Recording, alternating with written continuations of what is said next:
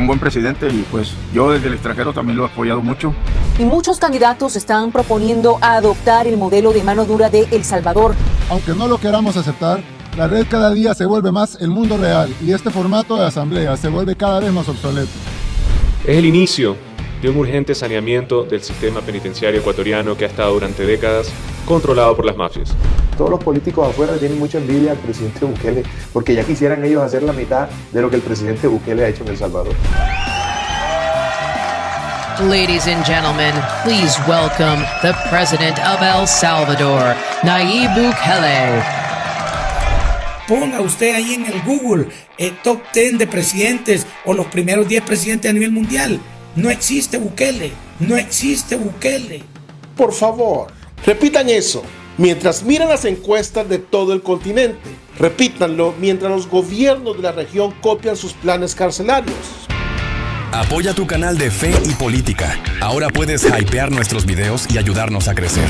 Cada vez que hypeas un video, le das un impulso extra para sus visualizaciones y aparezca en más recomendaciones. ¿Cómo hacerlo? Es muy fácil. Busca el botón hypear dentro del video en tu móvil, dale tu apoyo con puntos y listo. Ya estás ayudando a que este contenido llegue más lejos. Cada semana puedes apoyar varios videos. Ayúdanos y danos ese empujón.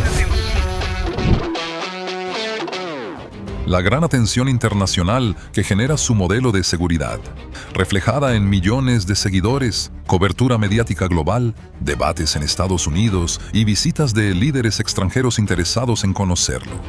Pero para la oposición, nadie conoce a Nayib Bukele.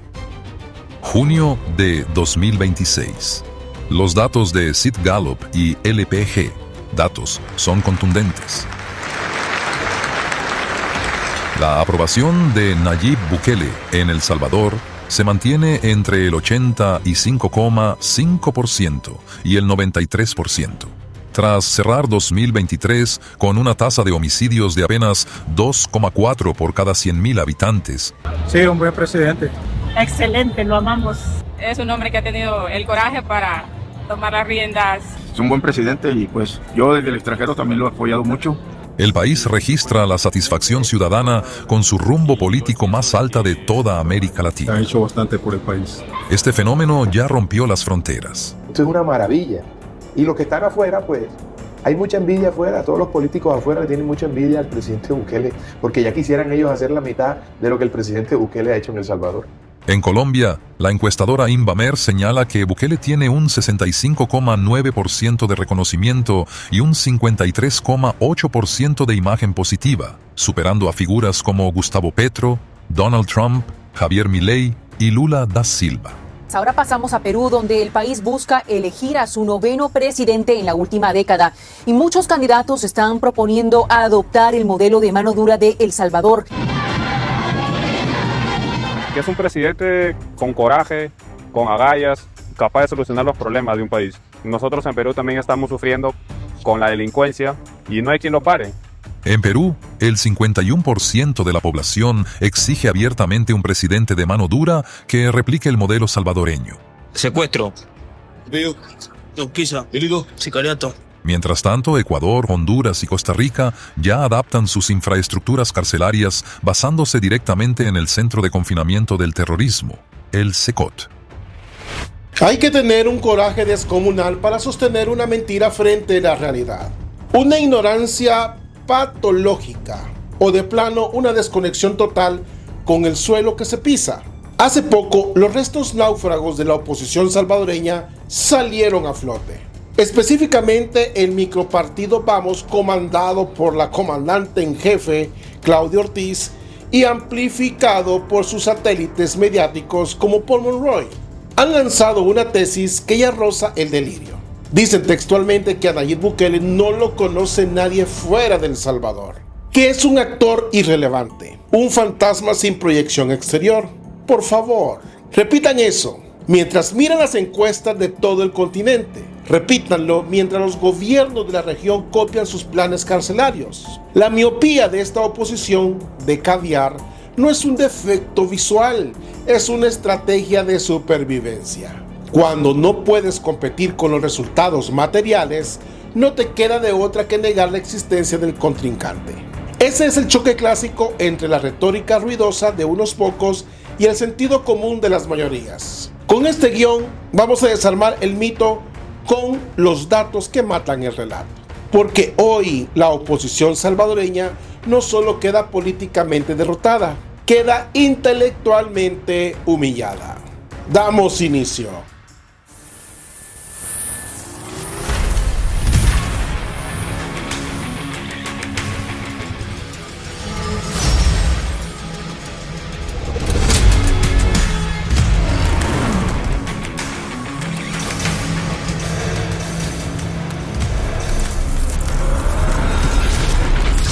Política y fe, vista de otra manera. Damos inicio. El informe consolidado de la Corporación Latinobarómetro muestra un cambio de era. El apoyo a la democracia liberal tradicional en América Latina cayó del 63% en 2010 al 48% en 2023. Marta Lagos, directora de la consultora, señala que la insatisfacción crónica con gobiernos incompetentes ante el crimen organizado genera una alta tolerancia a romper con las instituciones tradicionales, siempre y cuando se garanticen resultados materiales en seguridad. Los ciudadanos lo que hacen a través de los datos del Latinobarómetro es demandar democracia. Ellos lo que quieren es más democracia, quieren las garantías sociales, quieren igualdad de la ley, quieren el fin de la corrupción. Por eso vemos a la ministra de Seguridad de Argentina, Patricia Bullrich, visitando el CECOT para reestructurar el sistema penitenciario en zonas críticas como Rosario. O al presidente de Costa Rica, Rodrigo Chávez, coordinando el inicio de obras en enero de 2026 del Centro de Alta Contención del Crimen Organizado, adaptando el modelo salvadoreño. Tenga 8 o no sé cuánto, 9 no sé cuánto de nota. Eso vergüenza les debería dar invertir el dinero, recursos para estar evaluando la popularidad de un presidente.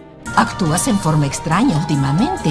Que nadie conoce al salir. Uno sale de aquí, yo viajo mucho, uno sale de acá, de El Salvador, y pregunta quién es Bukele. Nadie sabe quién es Bukele. No puedo argumentar nada ante esa lógica. Ponga usted ahí en el Google top 10 de presidentes o los primeros 10 presidentes a nivel mundial. No existe Bukele. Top 10 mejores presidentes a nivel mundial. Número 1. Nayib Bukele, El Salvador. Destacado por su alta aprobación ciudadana sostenida, centrada en políticas de seguridad y reducción de pandillas. No existe Bukele. No existe Bukele.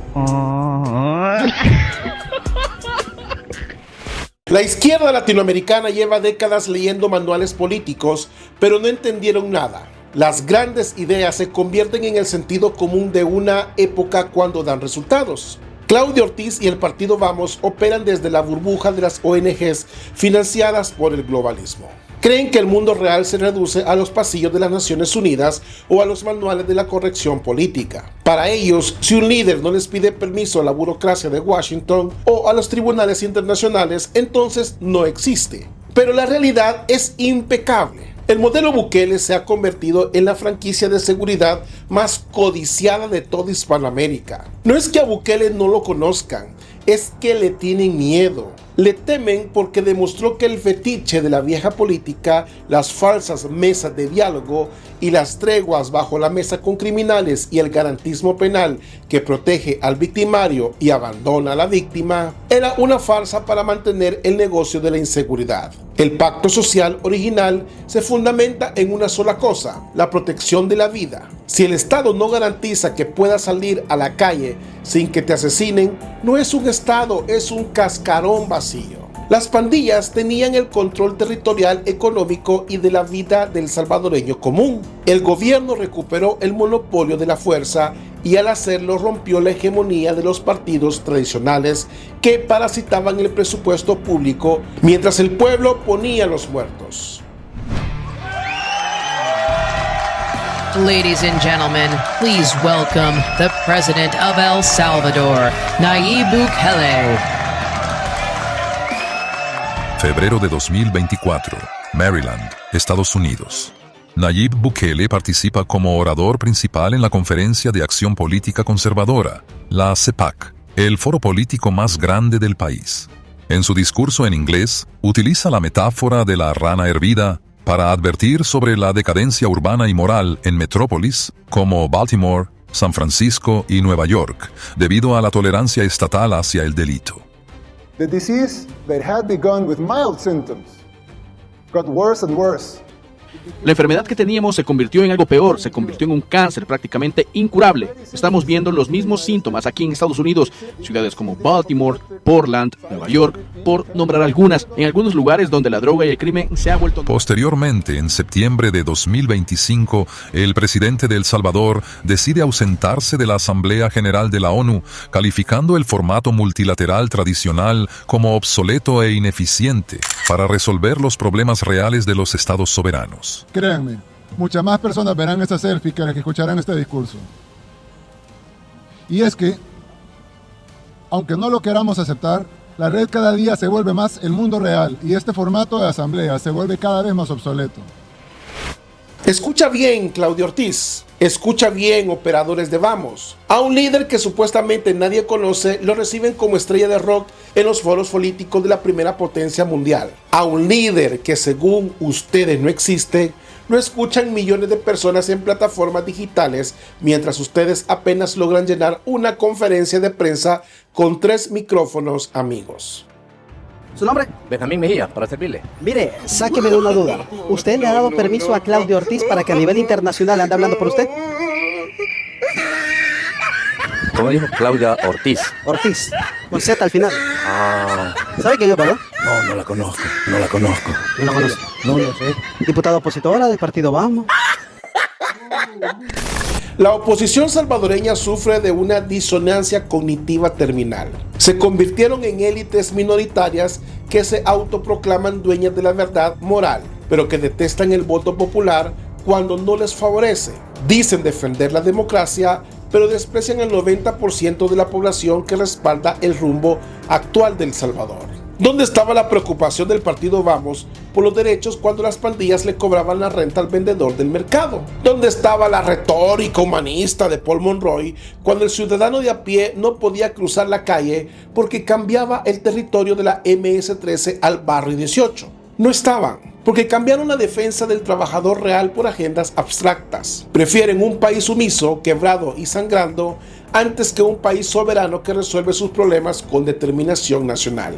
Critican la concentración del poder, pero corren a pedirle al globalismo multilateral que intervenga en la soberanía salvadoreña. Son los mismos que en Argentina defendieron el estancamiento y Colombia justifican el colapso. Su irrelevancia no es culpa de Bukele, es el castigo que el sentido común del pueblo les impone en las urnas. Es el inicio de un urgente saneamiento del sistema penitenciario ecuatoriano que ha estado durante décadas controlado por las mafias. En Ecuador, la administración de Daniel Noboa decretó el estado de excepción y la movilización militar en las calles ante la crisis del narcotráfico, ordenando la construcción de 2 prisiones de máxima seguridad basadas explícitamente en el diseño operativo del SECOT. En Honduras, el gobierno de Xiomara Castro implementó regímenes de excepción focalizados y ordenó la construcción de una colonia penal de aislamiento en las Islas del Cisne. Miren el mapa, señores de la oposición. El efecto de demostración del modelo salvadoreño está reconfigurado. La política criminal de todo el hemisferio, desde el cono sur hasta el Caribe, los presidentes de la región no están copiando la pasividad de las democracias europeas. Están mirando San Salvador. ¿Por qué? Porque el pragmatismo manda sobre la ideología de cafetín. La tesis de que a Bukele no lo conoce nadie se estrella contra los planos de las cárceles de Noboa, contra las visitas de Patricia Bullrich y contra la envidia geopolítica de los mandatarios vecinos que desearían tener 1/3 de su popularidad.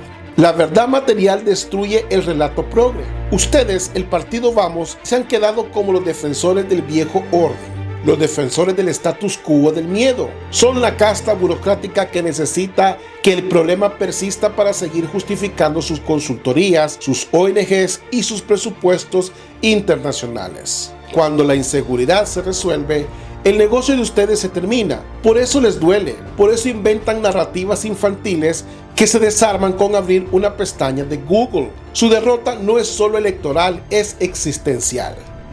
En el ámbito financiero, En febrero de 2025, el gobierno de El Salvador aprobó un acuerdo de servicio ampliado con el Fondo Monetario Internacional por $1.400 millones.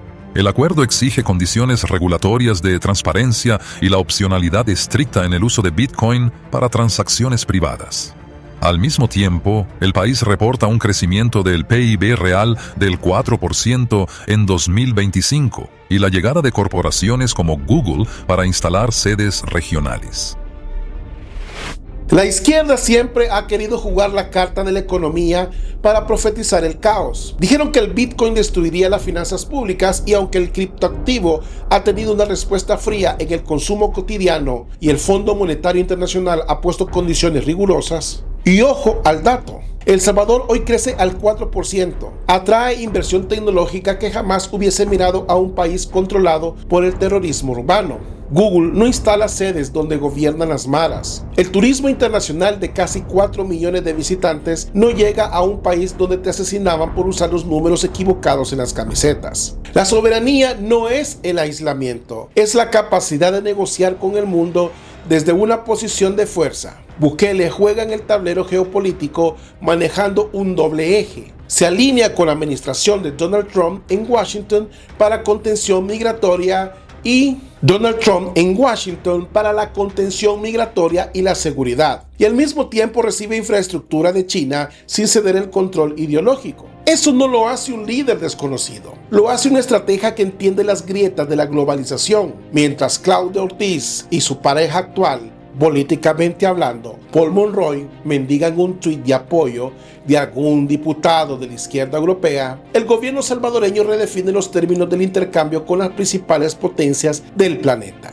La distancia intelectual entre la oposición y el gobierno se mide en años luz.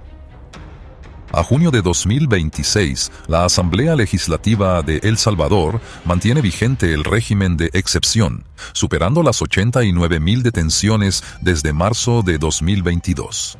Asimismo, las reformas electorales previas a los últimos comicios sustituyeron la fórmula Jare por el método D'Hondt y centralizaron el voto exterior, dejando al partido. Vamos con una representación legislativa mínima tras el rediseño del mapa electoral. Aquí es donde se les cae la careta de demócratas. Lloran por las reglas del juego porque perdieron la capacidad de manipular el sistema a su favor.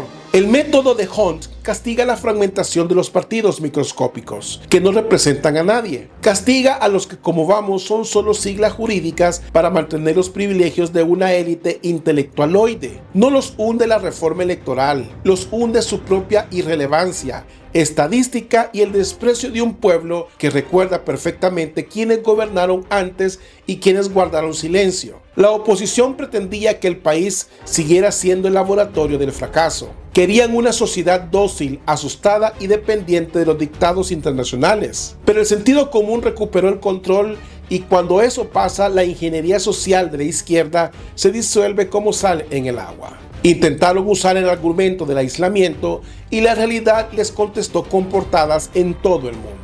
Intentaron decir que afuera no existe y los votantes de Colombia y Perú piden a gritos un liderazgo idéntico en sus propias tierras. Ustedes no son la alternativa, son el eco apagado de un pasado al que los salvadoreños juraron no regresará jamás. La mentira de la oposición ha sido demolida por el peso insoportable de los hechos. Decir que a Bukele no lo conocen fuera de su frontera es el último manotazo de ahogado de una casta que se sabe extinta. Claudia Ortiz, Paul Monroy y las siglas vacías de Vamos no combaten a un presidente, combaten la realidad y el deseo de supervivencia de todo un continente que despertó del letargo. La hegemonía cultural de la izquierda garantista está muerta y enterrada en el Secot. Se vendieron como los salvadores de la democracia y terminaron como los defensores del terror. Todo el mundo en Latinoamérica y ahora con Perú ya están eligiendo la soberanía, el orden y el sentido común. A la oposición no la destruyó la crítica, la humilló su propia insignificancia como la de Claudia Ortiz y Paul Monroy. ¿Y tú qué piensas de todo esto? Te leo en los comentarios. Bendiciones, paz y bien. Dios con ustedes. Bienvenido a tu canal Política y Fe, vista de otra manera, con Mau Caballero. Suscríbete, comparte y da clic a la campanita para notificaciones de nuevo contenido.